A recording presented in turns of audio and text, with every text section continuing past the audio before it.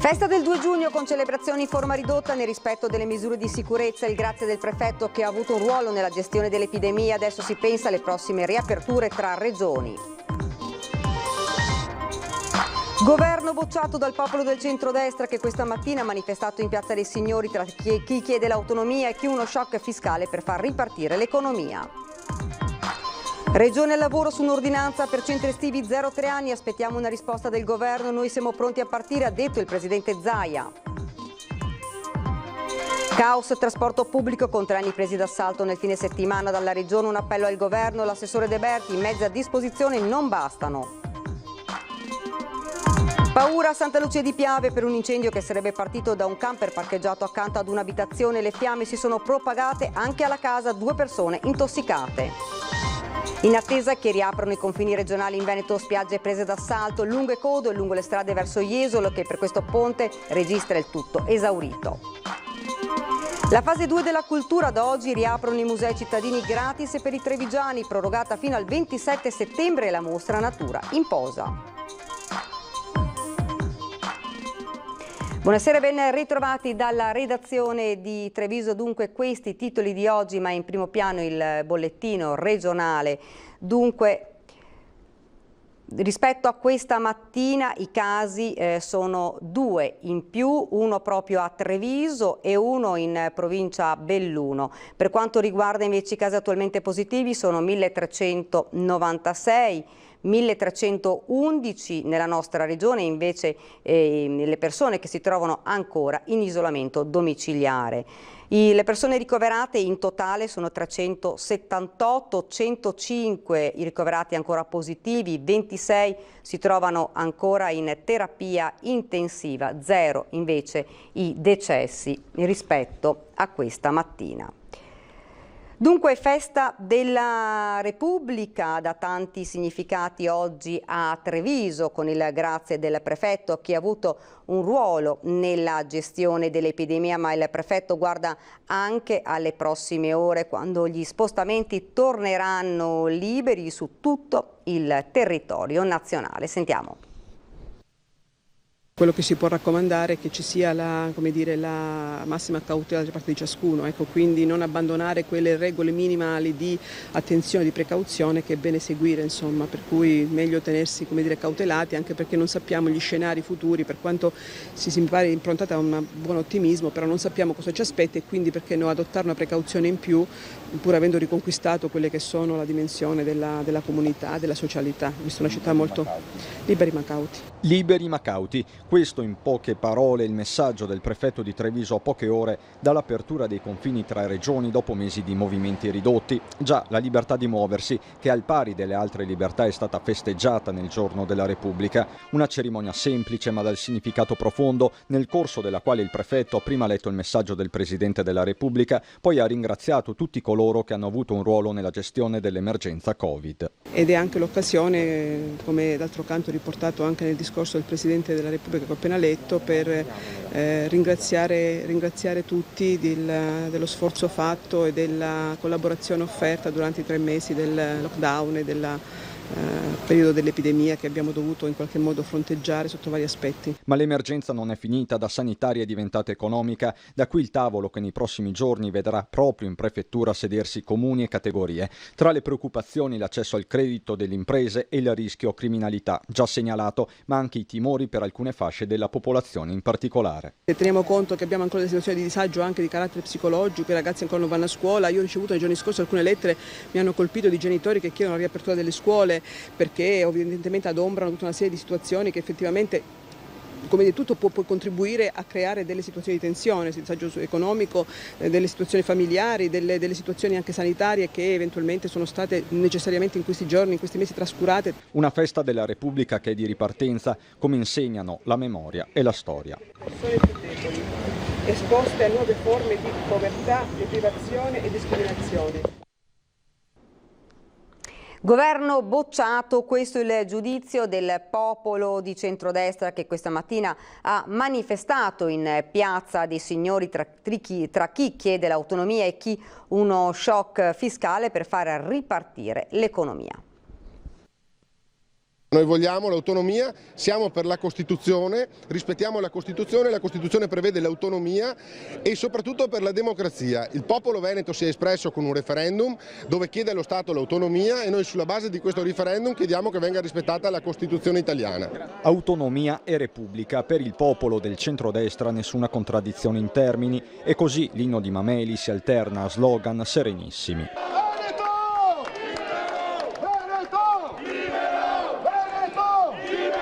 Questo è il flash mob dei partiti che a Roma si trovano all'opposizione e proprio il governo è il primo e quasi unico bersaglio, esecutivo bocciato nella gestione dell'emergenza Covid anche dal primo cittadino di Treviso che abbandona i toni concilianti più volte usati in sede istituzionale. A fronte di un'emergenza sanitaria noi siamo stati i primi alleati di questo governo perché abbiamo messo da parte le tessere di partito e abbiamo tutti lavorato per la comunità per uscire quanto prima da questa emergenza, ma a fronte dei ritardi e delle ingiustizie che stanno tuttora avvenendo nella distribuzione dei fondi, noi non possiamo che bocciare questo governo. E che sia il primo giorno di campagna elettorale per il centrodestra in vista delle regionali lo ammette senza problemi l'assessore Caner. Assolutamente sì, diciamo che noi siamo sempre in campagna elettorale perché con questo governo che nei fatti non dà risposte significa in sostanza che ci può essere un'alternativa nei fatti e l'unica alternativa al centrodestra. Di centrodestra unito proprio in vista delle elezioni parlano anche gli esponenti di Fratelli d'Italia. È la dimostrazione che siamo presenti in maniera unitaria su tutti i territori, sia a Treviso che in Veneto che a livello nazionale. Questo è il messaggio migliore per dire che vogliamo votare subito e sicuramente vinceremo. Il governo non ci ha aiutato e quindi le amministrazioni hanno dovuto sopperire a tutte le difficoltà che si sono succedute in questo periodo e quindi abbiamo affrontato in prima linea questa emergenza, ma siamo stati lasciati soli. Fratelli d'Italia ovviamente con il suo leader Giorgia Meloni sta facendo tutte le azioni possibili e immaginabili per cercare di contrastare le azioni e lo sbando di questo governo che ci sta portando alla deriva come paese. Dall'altro lato della piazza, sit-in dell'ANPI, il nostro Spiegano è un atto di resistenza, presente il partigiano Ivan, 94 anni, purtroppo non si conosce la storia. Non so io il centrodestra cosa vuoi, non hanno studiato, non sanno cos'è la libertà, non è vero, cosa vuoi fare? Prima che ci hanno visto con la bandiera bianca, rossa e verde, cos'è quella bandiera là? Non conoscono neanche la bandiera italiana perché loro portano la bandiera della Serenissima Venezia che non ha niente a che vedere con la Lega. 94 anni e ancora in trincea per difendere la memoria Ettore Bragaggia, tanto che non rinuncia a farsi chiamare con quello che era il suo nome di battaglia, Ivan. Partigiano nel 43, nel 44 era il Consiglio. Con il partigiano Ivan, i delegati dell'ANPI provinciale e i volontari della libertà, un drappello di poche persone che poco distante dalla manifestazione del centrodestra ha voluto portare comunque una testimonianza. I partigiani che a suo tempo hanno liberato l'Italia e ci hanno dato la libertà. È un bene prezioso che forse quei signori che stanno contestando in quella piazza si sono dimenticati. A fare da sponda istituzionale la consigliera comunale Tocchetto, che contesta la scelta di aver concesso la piazza nel giorno della festa della Repubblica. Io anche come consigliere comunale ritengo che dare la piazza il 2 giugno per una manifestazione contro il governo sia stata sbagliata. Questa è una festa importantissima, oggi ci volevamo essere, la piazza è sempre stata tra l'altro dell'ANPI ed era giusto che fosse presente. Ed ora andiamo invece a Santa Lucia di Piave, dove il sindaco ha chiamato a raccolta i cittadini per non festeggiare la festa della Repubblica. Oltre 2000 i presenti per l'avvio di un nuovo movimento autonomista. Sarebbe un non partito. Certamente non voglio sentire la parola partito. Un non partito per una non festa della Repubblica. È in sintesi quanto è accaduto in questo 2 giugno a Santa Lucia di Piave, dove il sindaco Szumski ha chiamato a raccolta i cittadini per una cerimonia decisamente controcorrente, iniziata con la fascia tricolore. Allora, signori, io sono qui perché sono sindaco eletto dai miei cittadini in un sistema che si inquadra. Poi il passaggio alla fascia rosso-veneziano e la proposta alle oltre 2000 persone presenti, quasi tutte appartenenti al mondo dell'indipendentismo. Voi sapete il mio pensiero, è quello che il Veneto deve andare all'indipendenza. Lo dico potete diventare tutti protagonisti di un progetto che si chiama Unità di Resistenza Veneta con Riccardo Szumski. Un nuovo movimento che il sindaco spiega così. Per cambiare le cose dobbiamo essere noi i protagonisti, quindi non possiamo più accettare che siano gli altri a far finta di cambiarle o a promettere di cambiarle. Dobbiamo raccogliere la gente comune, creare dei gruppi, delle unità di resistenza veneta, perché parta dal basso questa voglia di cambiamento che c'è. L'abbiamo colta da tempo, oggi ha avuto una dimostrazione importante e io mi auguro che possa andare avanti. E per chi ipotizza un'idea politica finalizzata al lancio di Szumski alle regionali, lui risponde: chi sono io per decidere di candidarmi da qualche parte? Se per caso questi qui saranno moltiplicati, decideranno loro cosa vogliamo fare o non vogliamo fare, non lo decido certamente io. Una proposta alternativa a quella della Lega, quindi, anche se quando Szumski attacca Zaia succede un imprevisto al quadro con il Leone e le Dolomiti. È venuto il presidente della regione a farmi la campagna elettorale contro con una serie di assessori e hanno perso. Vuol dire che se tu parli il linguaggio della tua gente, pensa di riuscire a portare via qualche voto a Zaia anche? Io non devo portare via voti a nessuno, l'ho detto in premessa, io sono per fare. Noi non siamo antagonisti a nessuno, noi siamo per fare diversamente dagli altri. Ed ora Marghera per la conferenza stampa del presidente Zaia. Il governatore ha toccato temi caldi, dai centri estivi per i più piccoli ai trasporti. Regione impegnata per sciogliere l'ultimo nodo che rimane ancora al momento bloccato ed è quello che riguarda i centri estivi per i bambini della fascia d'età 0-3 anni. Inizieremo a lavorare alla nuova ordinanza da domani, annuncia il governatore Zaia. Noi abbiamo approvato come regioni le linee guida, però tutt'oggi il governo non ci ha dato alcuna approvazione. In attesa di una risposta da parte del governo che però tarda ancora ad arrivare, la regione sta tentando di spingere sull'acceleratore per poter partire. Noi non è che possiamo aspettare i figli, perché le famiglie non sanno più come fare. Quindi cercheremo di andare in soccorso, ovviamente rischiando non poco. C'è poi la questione rette a preoccupare non poco le famiglie. L'unica via di uscita in questa fase è quella di modificare le linee guida. Però abbiamo iniziato l'altro ieri. Altro fronte sul quale la regione sta lavorando per dare risposte ai cittadini è quello dei trasporti dopo l'assalto ai treni nello scorso fine settimana. I treni non ce ne sono a sufficienza per il fabbisogno che c'è e così vale anche per tutto il resto del trasporto pubblico. Zaia ha per questo scritto al presidente della conferenza delle regioni Bonaccini. Per chiedere che ci sia una presa di posizione da parte delle regioni rispetto al trasporto pubblico locale. L'assessore regionale ai trasporti Elisa De Berti ha fatto il punto della situazione del trasporto pubblico e ha incontrato anche una delegazione del trasporto privato lanciando per loro un appello al governo. Sentiamo.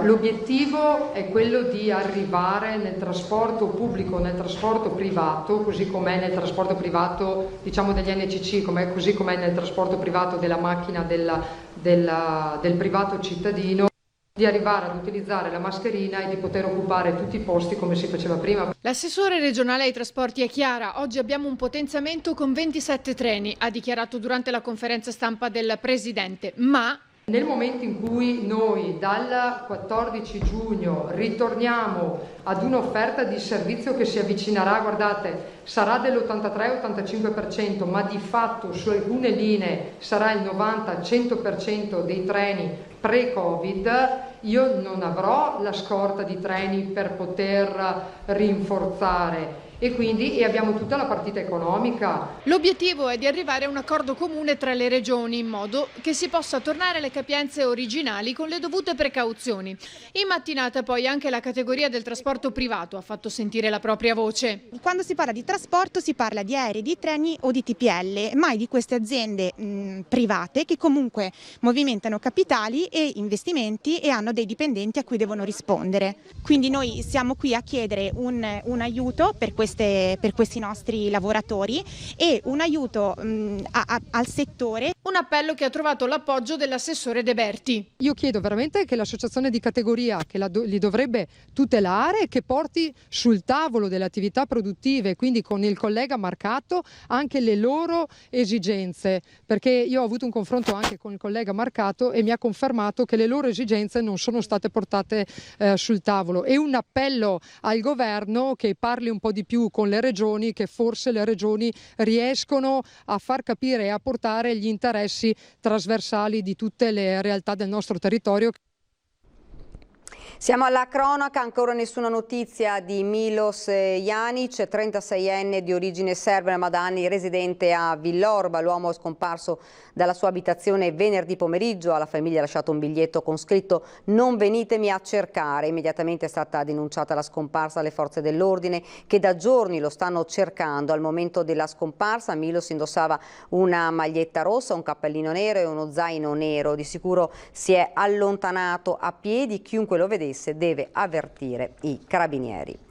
E attimi di paura nel primo pomeriggio a Santa Lucia per un incendio. Le fiamme da una prima ricostruzione sembra siano partite da un camper parcheggiato nel giardino di un'abitazione per poi propagarsi al tetto in legno adiacente alla casa. Sul posto i vigili del fuoco arrivati con 5 mezzi da Conegliano e da Treviso. 2 persone sono rimaste lievemente intossicate per aver respirato il fumo e sono state soccorse dai sanitari del SUE, ma ancora da ricostruire le cause del rogo. E spettacolare incidente, fortunatamente senza gravi conseguenze per gli automobilisti, quello accaduto nel pomeriggio intorno alle 15:30 in via Bellano a Ponzano Veneto, coinvolte 2 auto entrambe finite nel fossato che costeggia la strada. È stato necessario l'intervento dei vigili del fuoco arrivati con l'autogru. Una persona rimasta lievemente ferita è stata portata all'ospedale di Treviso, sul posto per ricostruire la dinamica i carabinieri. Ed ora invece ci spostiamo a Jesolo, lo vedo già nello schermo, il nostro Lucio Zanato che è andato a vedere com'è la situazione proprio oggi nel giorno della festa della Repubblica. Buonasera Lucio. Buonasera Daniela, buonasera ai telespettatori di Antenna 3. Mi trovo sul bagnasciuga di Piazza Mazzini. Siamo nell'area del cuore del Lido di Jesolo. Dietro le mie spalle guardate che spettacolo, questo mare, il nostro mare, il mare Adriatico. Cosa dire? Beh, innanzitutto che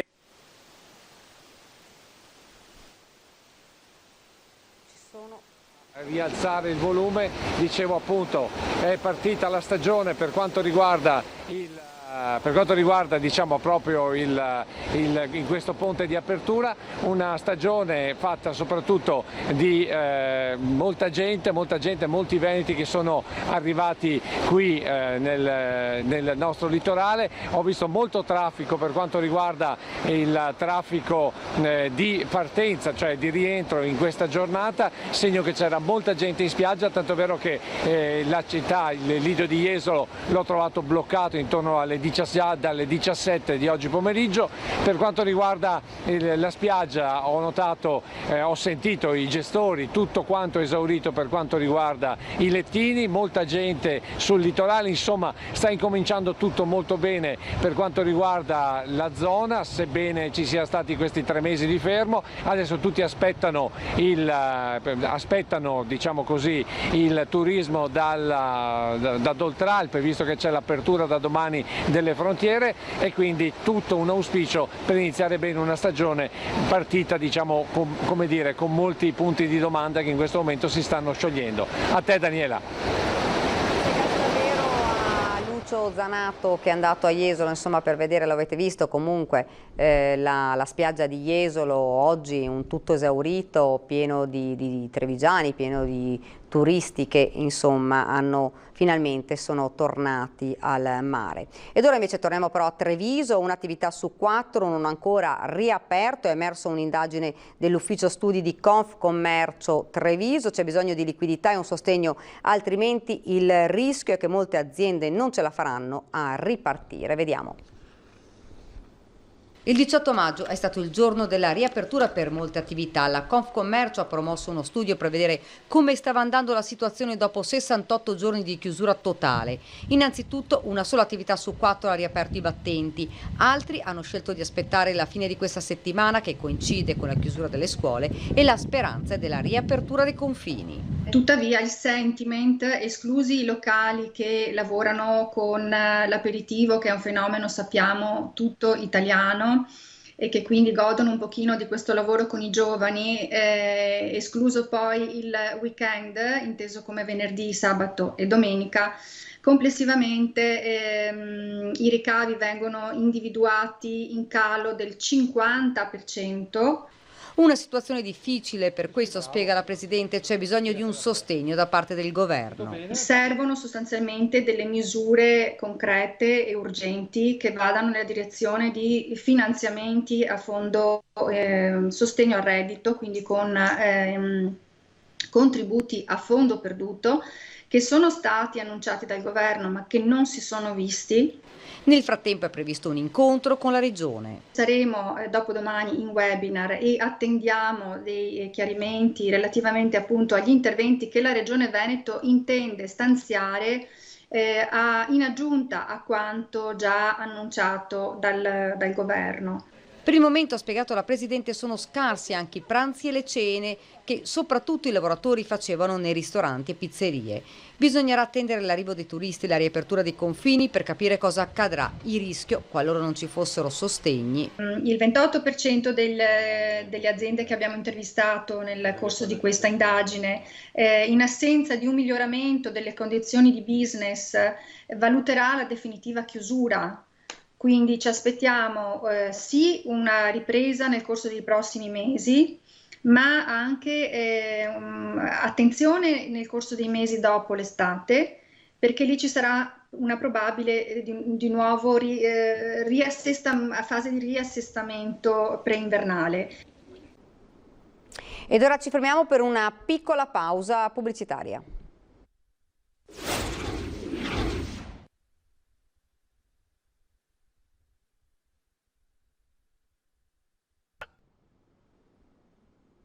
Siamo tornati in studio con l'edizione trevigiana dei nostri notiziari. Adesso la storia di un negozio del centro di Treviso che subito dopo il trasloco ha chiuso per il lockdown. La titolare questa mattina ha voluto ringraziare il sindaco per il Treviso Found. Abbiamo riaperto grazie a questo strumento, ci ha raccontato.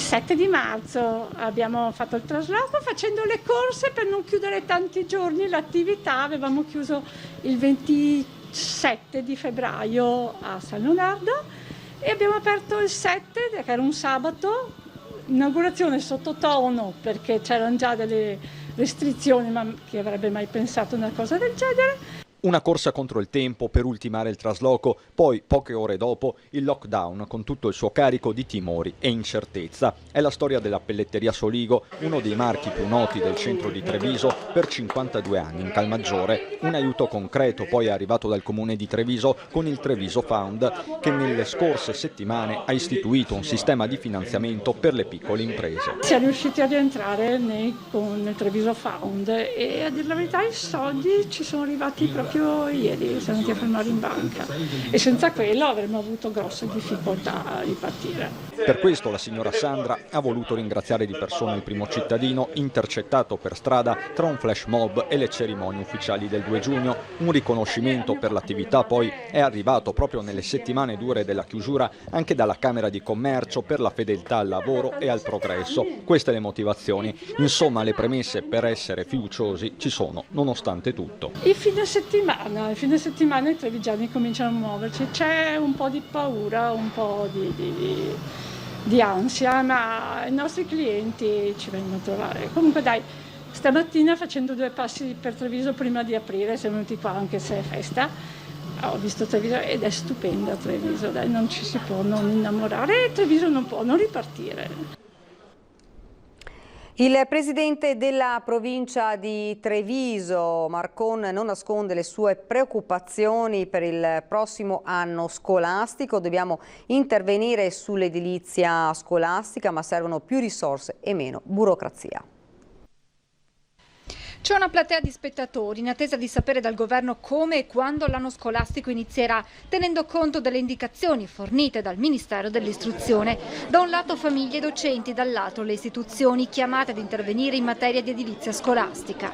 La situazione è ancora in attesa di avere delle linee chiare, definite, certe, in modo tale che poi gli enti che hanno competenza appunto sull'edilizia scolastica, province per le secondarie di secondo grado e comuni per le restanti, sappiano come muoversi. Ci preoccupa la questione degli spazi, la messa in sicurezza degli stessi, sui quali siamo pronti perché ci sia dato il tempo di agire, e il tempo corre veloce, c'è bisogno di avere con certezza immediatamente chiarezza su cosa dobbiamo fare. Intanto i cantieri che si erano interrotti durante il lockdown sono potuti ripartire. Sono ripartiti i cantieri che erano stati bloccati, che un po' hanno rallentato la programmazione, ma ci stiamo facendo trovare pronti. A questi cantieri c'è l'aggravio oggi delle linee guida rispetto al Covid, però stiamo accelerando. Il tempo a disposizione però non è molto e al governo si chiede una sburocratizzazione e maggiori risorse. Ci si svincoli dal codice degli appalti, ci si svincoli dalle regole burocratiche che oggi vedono passare più tempo nell'iter burocratico che nella realizzazione dell'opera stessa. Sembra che stanzino delle risorse per investimenti ancora in edilizia scolastica, ma non le abbiamo toccata con mano. La provincia di Treviso ha avanzato richieste nell'ultima ricognizione per 63 milioni di euro, se arrivano e ci dicono anche che abbiamo un po' la capacità oppure la facoltà di applicare, chiamiamolo il modello Genova, saremo pronti a dare risposte veloci. Buone notizie per le famiglie trevigiane in attesa della riapertura dei centri estivi con regole nuove in rispetto delle misure di sicurezza. Possiamo finalmente partire lunedì 8 con un centro estivo in Ghirada.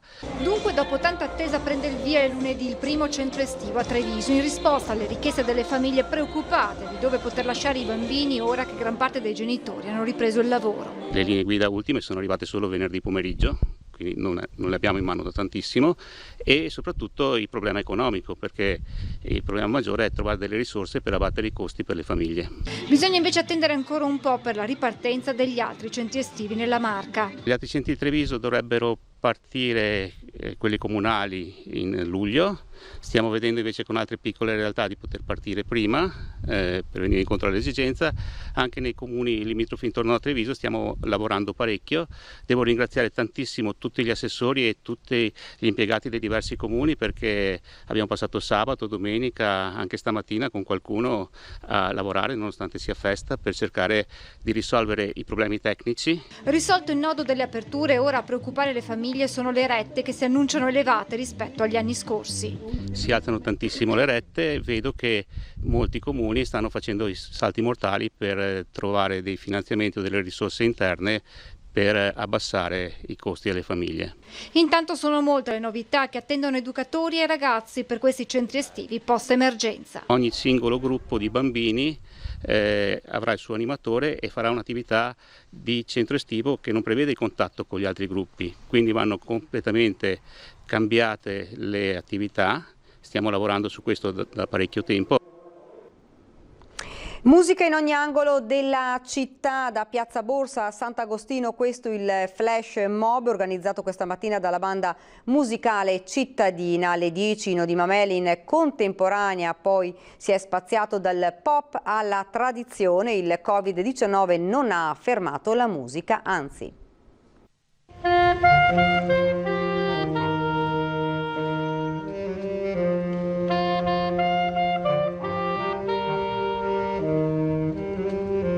Il pensiero stupendo della banda musicale è andato prima di tutto alla città di Treviso, tornata a ripopolarsi dopo mesi di quarantena. Note di allegria ma anche di speranza hanno risuonato tra le vie e le piazze del centro, su tutte l'Alleluia di Cohen.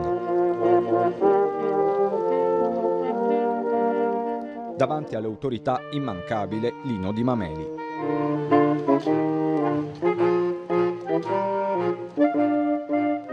La musica non si è mai fermata, solo che adesso siamo riusciti a proporre un po' anche ai nostri concittadini. Si passa dall'Alleluia di Cohen a un divertimento per clarinetti che è stato fatto a Sant'Andrea, a un divertimento per clarinetti che ho scritto apposta, che lo stanno facendo all'Umanesimo Latino, e ci siamo noi. Il Covid non ferma la musica? No, anzi aiuta ad avere una speranza in più.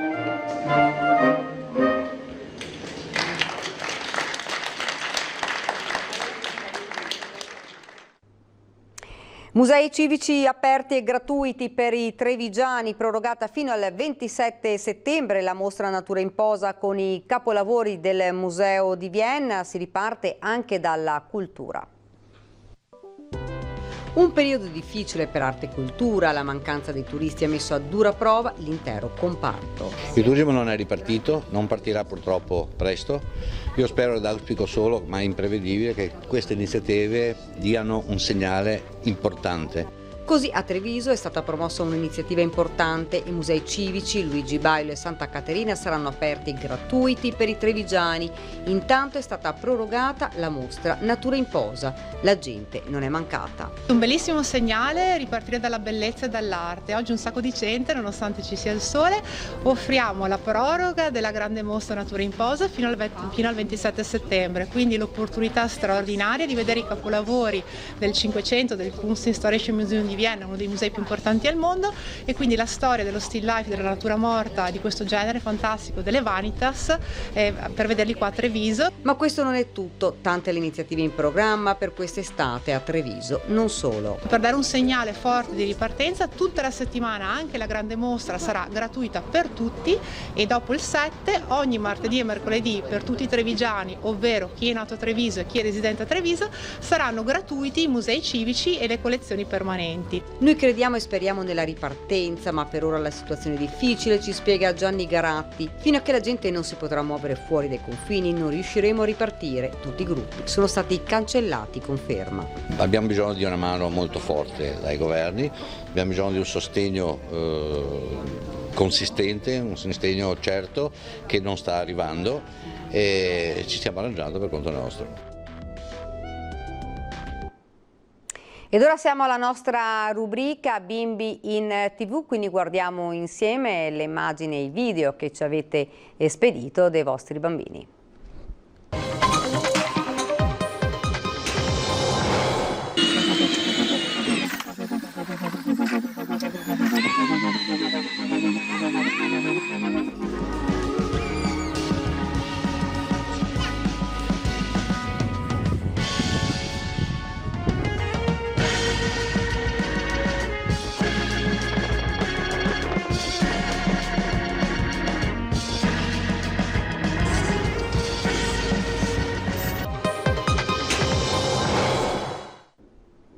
E dunque continuate a mandarci i vostri video con i bimbi in TV, vi chiediamo di mandarci via WhatsApp al numero 351 1755 340, vi ripeto il numero 351 1755 340, non delle semplici foto ma dei brevi video, possibilmente in orizzontale. Storie, giochi e passatempo dei vostri bambini potranno così diventare, se lo vorrete, energia per tutti. Siamo arrivati dunque al termine di questa edizione del nostro telegiornale, vi lascio come di consueto alle nostre previsioni del tempo, poi qualche minuto di pubblicità e l'ultima fascia della nostra edizione straordinaria.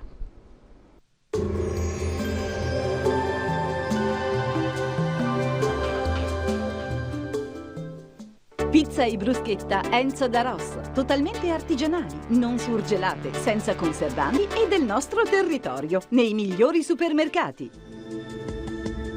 Benvenuti al Meteo. Pressione in calo al nord, dunque sulle nostre regioni sarà una giornata con tempo piuttosto variabile. Vediamo insieme il dettaglio di mercoledì 3 giugno.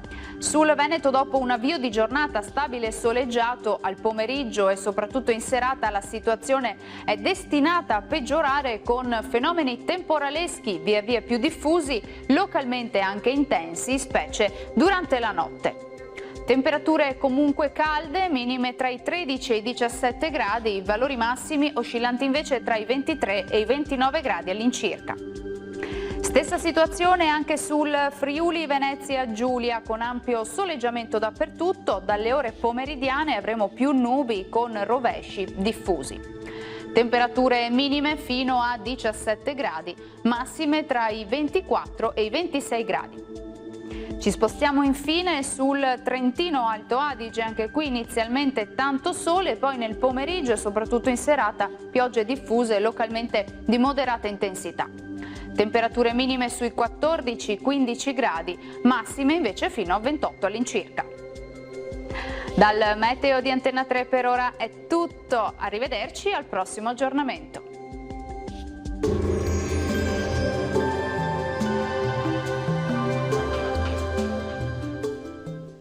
Pizza e bruschetta Enzo da Ross, totalmente artigianali, non surgelate, senza conservanti e del nostro territorio, nei migliori supermercati.